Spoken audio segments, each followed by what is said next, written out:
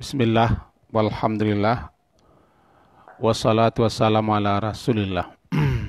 Sore hari ini sedikit kita menjawab pertanyaan dari beberapa orang teman mengenai perbedaan antara was-was dengan hamazatis syayatin dan satu lagi nazghum minasyaitan. Dalam surat An-Nas disebut nanti dengan min syarril waswasil khannas. Dalam surat Al-Mu'minun surat ke-23 ayat yang ke-97 berbunyi min hamazatis syayatin. Kemudian dalam surat Al-A'raf berbunyi nazghun minasyaitan. Fa imma yanzaghannaka minasyaitani nazghun. Ayat ke-200 kalau tidak salah. Ada beberapa orang teman mohon ini agak dijelaskan sedikit karena berkaitan dengan Ramadan katanya. Di Ramadan ini kan dibelenggu semua setan-setan. Lalu bisi-bisi yang ada di hati kita, bagaimana itu katanya? Ada was-was, ada hamazat, ada nazgun, nazghah. Baik, serba ringkas kita coba jelaskan. Yang pertama dulu. Sebagaimana yang telah kita pernah kita pahami dan kita jelaskan bahwa syaitan daripada kalangan jin ya berbedalah dengan syaitan dari kalangan manusia. Dan memang syaitan itu kan dapat dibagi dua. Ada syaitan berbangsa jin dan berbangsa manusia. Di dalam Al-Quran disebutkan kedua-duanya. Syaitan daripada kalangan jin adalah jin-jin jahat, jin-jin durhaka, jin-jin bangkang, anak buah iblis. Kalau syaitan dari kalangan manusia adalah ya manusia-manusia yang bangkang, yang durhaka, sombong, pokoknya perangainya perangai setan.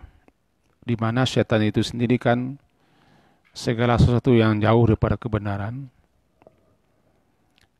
dan menjauhkan diri daripada kebenaran, menghambat, menghalangi, merintangi, menggoda, marayurang supaya jangan benar dan mengikuti kebenaran. Jika ada manusia-manusia seperti itu kan sudah dapat dikatakan dengan setan itu. Para penghambat, para penghalang, para penentang yang memusuhi kebenaran ya setan. Jika dia manusia. Kemudian ada nanti namanya bisikan-bisikan setan. Dalam surat An-Nas, surat populer ini. Di situ disebutkan a'udzubillahi minasyaitonirrajim, qul a'udzu birabbin nas, malikin nas, ilahin nas, min syarril waswasil khannas.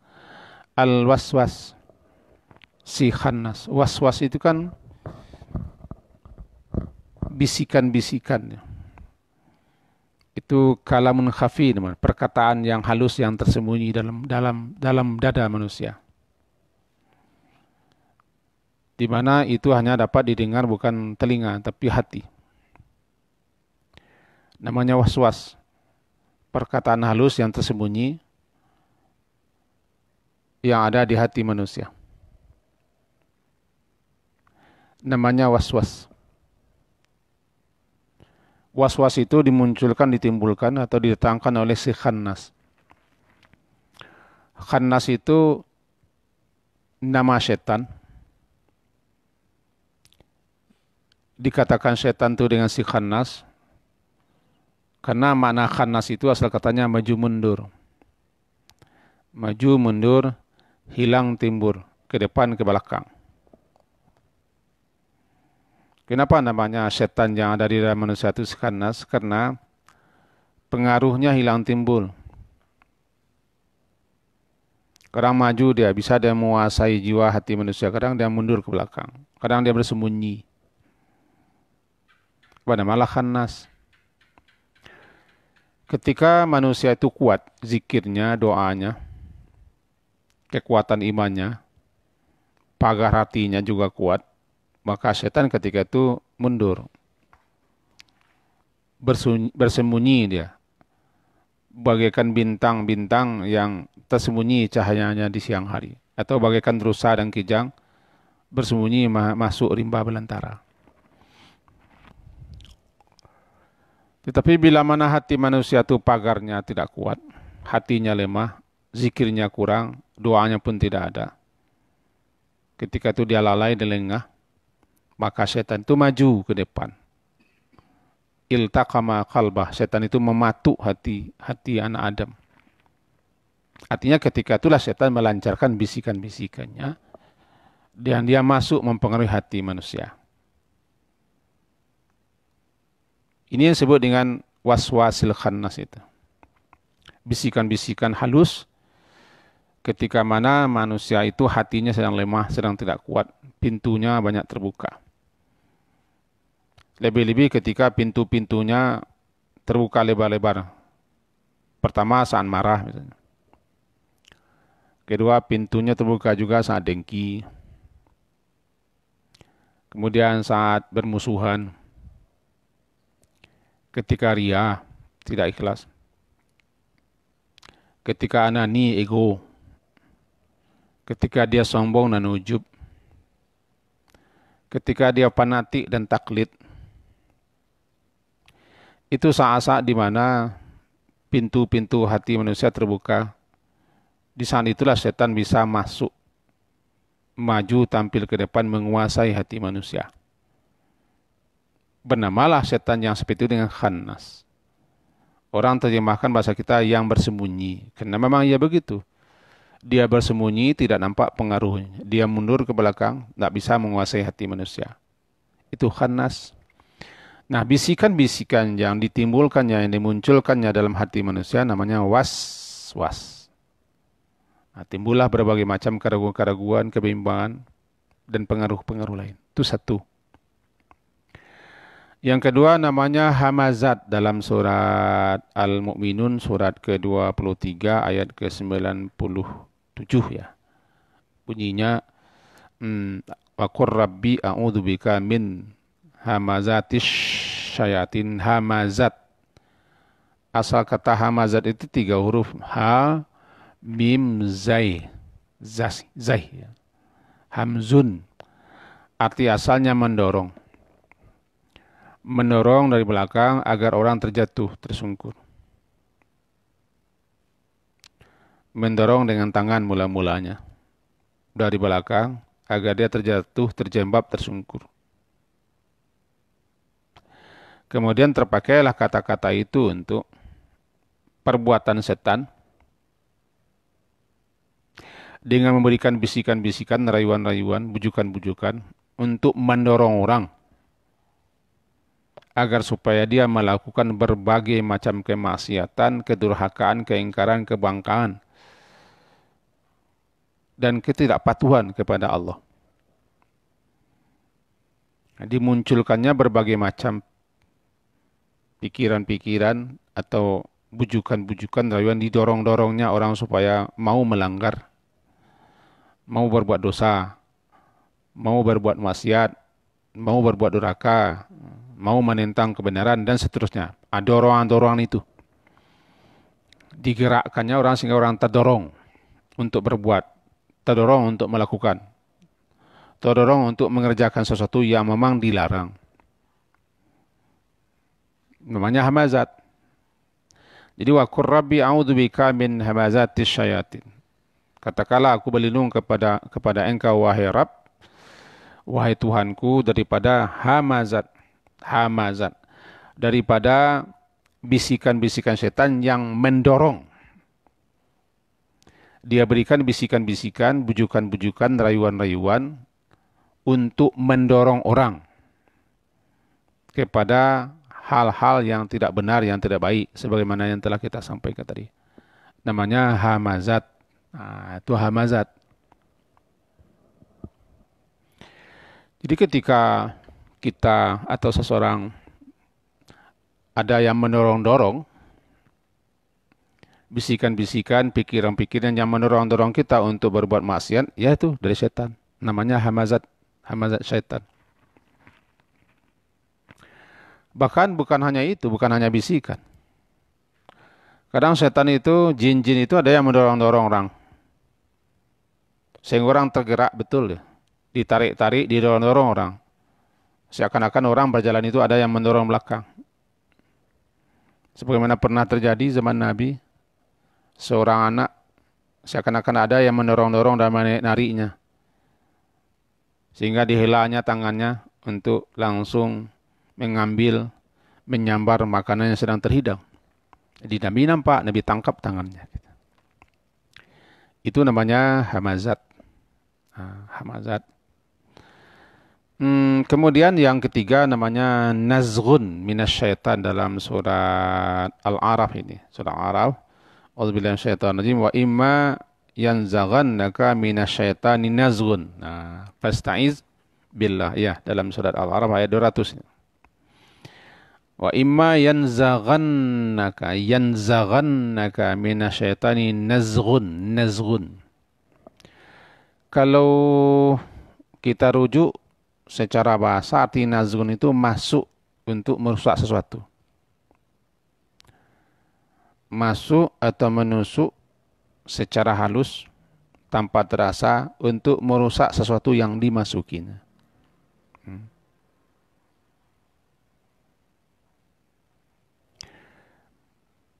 Namanya nazghun. Setan itu memang seperti itu dia. Dia masuk menyelusup untuk merusak yang dimasukinya.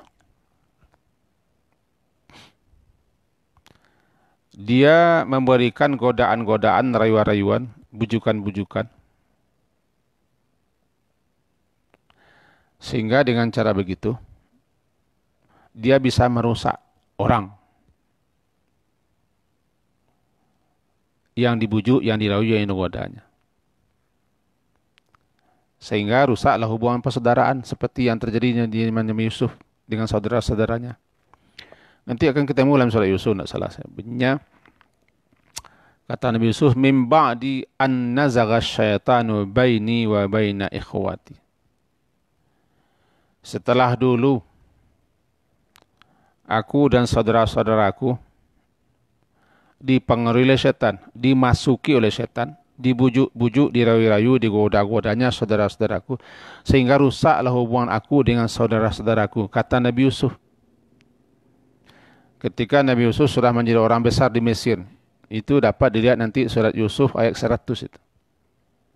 Kan? Singkatnya, ketika telah berkumpul lagi Nabi Yusuf dengan orang tua dan saudara-saudaranya di Mesir, saat itu Nabi Yusuf kan sudah menjadi orang besar di Mesir. Berkumpul semua. Ketika itu Nabi Yusuf menyatakan bahwa di antara karunia Allah kepadanya dan perbuatan ihsan Allah kepada beliau, Allah sudah mempertemukan beliau dengan orang tuanya, dengan saudara-saudaranya, setelah dahulu di mana setan berhasil masuk, menyelusup, merusak hubungannya dengan saudara-saudaranya, berakhir dengan Nabi Yusuf dilempar ke gua, kan begitu dulu. Dilempar ke sumur. Namanya min ba'di an nazagha. Setan masuk, menggoda, merayu, membujuk, rusak hubungan. Jadi yang merusak hubungan kita dengan orang lain itu setan, bisikan-bisikannya dalam hati kita. Timbul kebencian, timbul sakit hati, timbul dendam, timbul iri. Timbul jajok, bahasa kami, jajok, mangkuro, mangkutu. Timbul semua. Itu adalah lantaran bisikan-bisikan si setan itu. Itu kerja setan itu. Namanya nazghun. Itu tiga perbedaan itu. Was-was, nanti ada di hamazat. Yang ketiga, nazghun minasyaitan. Obatnya sama semua. Fasta'iz billah. Kalau dalam surah Al-A'raf ini bunyinya wa imma yanzaghannaka minasyaitani nazghun fa, langsung. Maka cepat-cepatlah kamu itu ista'iz billah. Memohon, meminta perlindungan kepada Allah dengan membaca mengucapkan a'udzubillah.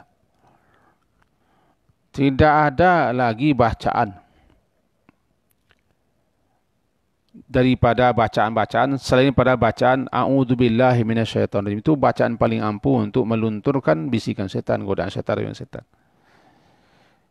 Tetapi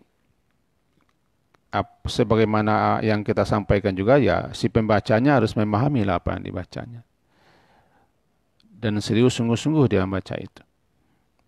Dan betul-betul memohon berlindung kepada Allah daripada syaitan yang datang menggodanya. A'udzubillahi minasyaitonir. Bukankah ketika ada dua orang yang sedang bertengkar di hadapan Nabi, sampai salah satunya ada bengkak urat lehernya, timbul urat di kendingnya, merah, karena keduanya bertengkar. Kata Nabi, aku tahu satu bacaan. Kalau dibacanya hilang marahnya. Marah itu kan dari setan, setan yang menimbulkan. Apa itu? A'udzubillahi minasyaitonirrajim. Kalau tiba nanti dorongan-dorongan itu, bujukan-bujukan, rayu-rayuan, dan godaan-godaan, masuk dia menyelusup, cepat-cepatlah, karena orang beriman itu cepat sadar itu. Yang lama sadar, bahkan tidak sadar-sadar untuk tidak beriman. Dalam ayat 201-nya surat Yusuf, surat Al-A'raf tadi kan itu bunyinya. Bunyinya adalah begini. Innal ladzina taqaw, sesungguhnya orang-orang yang bertakwa. Innal ladzina taqaw, sesungguhnya orang-orang yang bertakwa itu idza massahum ta'ifum minasyaitan tadzakkaru. Sesungguhnya orang-orang yang bertakwa apabila mereka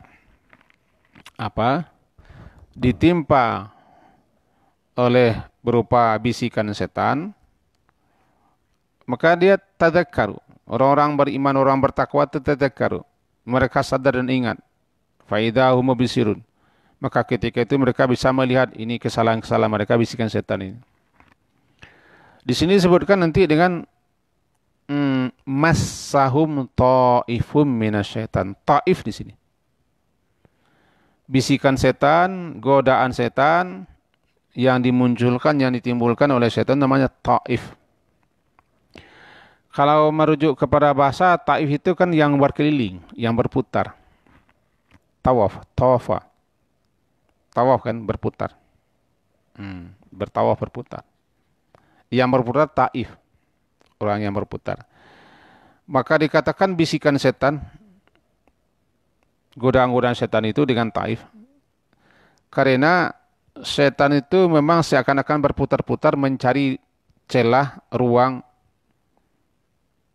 untuk bisa dia masuk, menggoda, merayu. Namanya ta'if. Dia berkeliling-keliling, diputarinya kita. Kalau dalam hati dicari-carinya celah, di mana hati itu bisa dimasukinya dengan bisikannya. Makanya kalau marah hati-hati, nanti setan masuk, misalnya kan? Kalau benci jangan peturutkan, nanti setan masuk. Dendam jangan peturutkan, nanti setan masuk. Iri, dengki, bisa setan masuk. Egois, sombong, angkuh, ujub, setan bisa masuk. Taklid, panatin, ria, setan bisa masuk, dan seterusnya. Dia berputar-putar. Seakan-akan sama seperti berputar-putarnya kucing atau binatang tertentu di sekeliling pagar. Ada makanan dipagari sekeliling. Lalu binatang bisa ayam berputar-putar untuk bisa masuk ke dalam yang dipagari, atau songkok. Ada sambal dalam songkok, kucing berputar-putar mencari di mana dia masuk. Nah, digambarkan setan itu seperti itu. Dia berputar-putar keliling-keliling untuk bisa masuk. Di mana dia bisa masuk untuk mengadu, menggoda, merayu, membujuk, memberikan dorongan-dorongan, bisik-bisikan kepada kita manusia. Dan itu memang kerja setan. Karena setan tidak datang di hadapan kita, dia datang ke hati kita. Bisikan itu kan dibagi dua. Dalam surat An-Nas, minal jinnati wan nas. Kan? Surat An-Nas, minal jinnati wan nas. Daripada jin dan manusia. Bedanya manusia berbisik lewat telinga kita. Setan-setan manusia itu kan berbisik lewat telinga. Masuk ke hati. Kalau setan bangsa jinnya berbisik di dada kita masuk ke hati. Setan tidak bertempat di hati, tapi bertempat di dada. Alladzi yuwaswisu fi sudur. Di sudur, di dada, bukan di hati. Cuman masalahnya hati berada di dada. Maka setan-setan berbangsa manusia memberikan bujukan, rayuan, bisikan, godaan kepada kita lewat telinga. Cuma kadang-kadang kita kurang sadar bahwa kita dibisiki untuk berbuat yang tidak baik. Setan berbangsa jin yang disebut dengan khannas, dia berada di dada manusia. Selompat lagi dia bisa masuk ke hati. Dari telinga sampai ke hati, di dada sampai ke hati. Sama kedua-duanya. Cuma menghadapinya tidak sama. Kalau menghadapi setan berbangsa manusia, tidak dengan auzubillah, tapi dengan tindakan. Setan berbangsa manusia itu kebal dengan zikir itu. Kebal dengan auzubillah. Azan pun orang tidak masalah baginya. Baca ayat kursi orang tidak masalah baginya. Setan berbangsa manusia itu harus dilawan dengan tinju, dengan tangan. Atau kita menghindar. Atau kita mengelak. Atau tidak kita perturutkan. Karena tampilannya tampilan manusia. Berdasi, berbaju, pakai jas, pakai kerudung. Pakai lengkap lah. Tapi kadang tanpa disadari dia membisikkan ke telinga kita. Bisikan-bisikan macam-macam lah. Menghasung, mengadu, bergunjing, memfitnah, kan gitu macam. Menimbulkan berbagai macam hal-hal kejahatan. Tidak telinga. Ini cara menghadapinya kita lari saja. A'rid anil jahil, berpaling pada orang jahil. Atau maafkan saja. Atau nasihati dia. Tapi yang sering kena itu kita. Karena kita kurang sadar. Nah, kalau setan berbangsa jin, dia di dada manusia. Ingat, di dada manusia. Yuswi sufi sudur. Di sudur di dada manusia. Hati berada di dada. Setan juga di dada. Maka batas pemisah antara setan dengan hati adalah pagar. Pagarnya zikir, pagarnya doa. Nah, yang diselamatkan orang berempat saja itu. Pertama, orang beriman. Betul-betul beriman. Kedua, orang-orang yang tawakal, betul-betul tawakal. Ketiga, orang-orang yang ikhlas, betul-betul ikhlas. Keempat, orang yang selalu berzikir dan berdoa kepada Allah daripada setan itu semua. Empat ini. Selagi hati manusia seperti itu, tidak bisa dia masuk. Bagaimanapun dia berputar-putar, bercokol. Sehingga disampaikan setannya orang beriman itu kurus-kurus semua. Kering-kering, kecil-kecil, kedil-kedil. Karena mereka tidak bisa. Tapi setan orang kafir, orang ahli maksiat itu gemuk-gemuk besar-besar. Karena dia berhasil masuk ke hati manusia, menguasai hati manusia, dan mengontrol manusia itu. Inilah perbedaan sedikit, barangkali sebagai gambaran untuk yang bertanya, mudah-mudahan bisa dipahami, setentangan bisikan-bisikan, rayuan, godaan, bujukan daripada setan yang dinamakan terkadang dengan was-was, terkadang dengan hamazat, terkadang dengan nazgun, terkadang dengan taif, terkadang nanti dalam hadis lammah. Dalam hadis disebutkan inna libni Adam lammatan. Lammatain ya. Sesungguhnya bagi anak Adam itu ada dua bisikan, lammah bisikan. Bisikan kebajikan dan bisikan keburukan. Jika ada timbul nanti bisikan-bisikan untuk kebajikan, ucapkanlah alhamdulillah. Namanya lammah.